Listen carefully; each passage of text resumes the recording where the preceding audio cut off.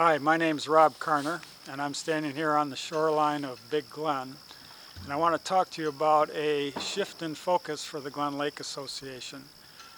In the early years of the association back in the 50s and 60s, most of the efforts of preserving and protecting the water was focused on Big and Little Glen. But since that time, the association has really made a smart choice. They're starting to look more at the Fisher Lakes. They're looking at the Crystal River, which is our outlet.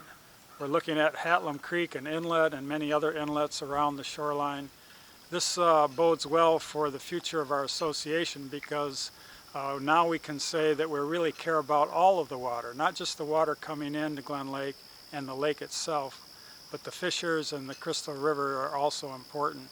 And ultimately, we want to evaluate our water quality protection by looking at what water goes in at the very end of our watershed, and that is the mouth of the Crystal River. If you think about it, the Crystal River is the feeder for a beautiful, pristine Sleeping Bear Bay. And I personally care about that. I hope you do too. But the river is an important link from our watershed of the surface waters into Lake Michigan. And we did a study this summer for the first time in a year's past. And what we found was that the Crystal River has a certain health index. And that was determined by doing some scientific studies.